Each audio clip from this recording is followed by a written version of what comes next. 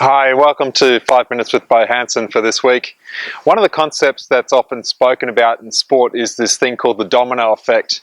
And the domino effect is essentially when you do one good act, you take one good behavior, something great happens, it automatically somehow leads to something else positive happening, and then another positive thing, and before you know it, you strung together this great period of the game, and ultimately great results have flowed on from that. The domino effect accounts for this concept of momentum as well.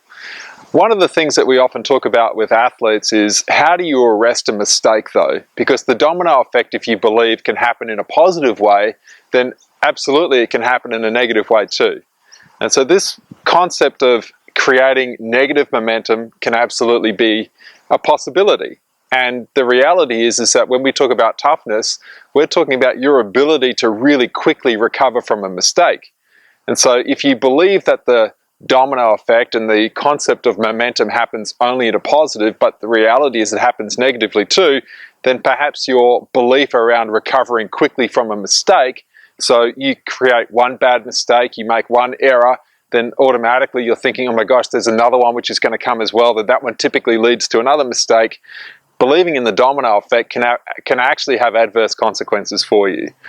And so what I always used to think about in sport, and you certainly think about in life as well, the reality is that every moment is its own moment in its own space and time. In a game of sport, for example, there might be 1,000 moments. In a basketball game, there's 1,000 moments. There could be more than that. In a rowing race, we would talk about the fact that there's 240 strokes in a race. That's in the men's 8, you're rating 38 strokes per minute, whatever it might be, 240 strokes. And every one of those strokes has to be executed perfectly as possible in its individual stroke. One stroke doesn't lead to another bad stroke.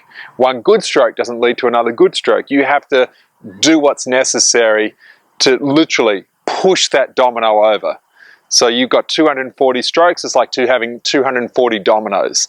And instead of just pushing one domino and having all of them just sequentially and magically fall, they're not actually connected. You push one domino, you have to actually push the next one over as well. From my perspective, when we talk about being tough as an athlete tough, the reality is I feel like the toughest athletes, they see things in the now. They know that I have to do what's necessary to make this domino fall over. And then once that one falls, I have to push the next one over myself. It's not just going to happen by itself. So that's a simple concept that I'd like you to think about with your teams. Talk to them about it, see what their beliefs are. If the beliefs are in that domino effect, talk about the fact that no, you have to recreate success every single time.